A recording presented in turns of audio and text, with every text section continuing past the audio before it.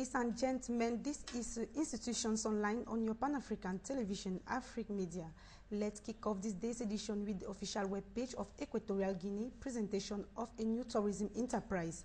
The Vice President of Culture and Tourism, Josemba Obama, presided over the presentation ceremony and launch of the company GE Tours SA at the Sofitel Malabosi Popolo Golf Hotel yesterday, November 3. The ceremony was attended by the directors of the company headed by the president and vice presidents, Rafael Serra Sola and Amando Dungan Champion respectively. The firm being as part of the 2012 executive plans, Mr. Serra Sola reported the GE Tours has institutional support from both the nation and Spain's government. In his speech, he said the company raised several objectives, including staff training, international promotion of the country's tourism potentials, the design and the diversity of routes and travel. For his part, the vice president of GT Tours spoke about the initiatives of the company, explaining there are other areas in which they can invest in the country, and said Equatorial Guinea has favorable conditions for tourism lovers. Equatorial Guinea again trip of the President of the Republic to Cameroon. The Equatorial Guinean president couple paid a friendly and work visit to the capital Yaoundé last Friday, November 30. The Cameroonian population in general and the city of Yaoundé in particular warmly received the Equatorial Guinean presidential couple, His Excellency Obiangé Mambasogo and the First Lady Constancia Mangue, during their official visit at the invitation of the Cameroonian President, His Excellency Paul Biya, under the framework of a ties of friendship and cooperation between the people and governments of the two nations. The presidential couple were warmly welcomed on the airfield with full military honor by President Paul Biya and his wife, the First Lady Chantal Biya.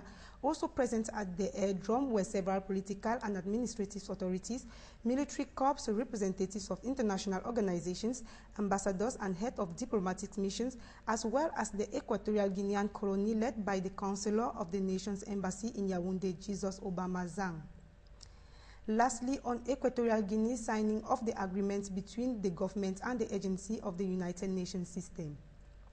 The agreement of the United Nations Assistance for Development 2013-2017 UNDAF was signed between the Minister of Foreign Affairs, the permanent representative of the agency of the United Nations system.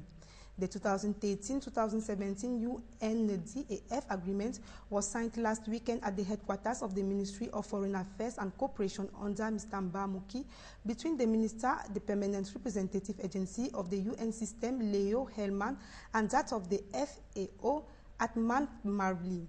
The agreement in question to define the areas of cooperation in the Government Horizon 2020 plans for economic development. The United Nations accompanied is set to be carrying out the actions identified to strengthen national capacities.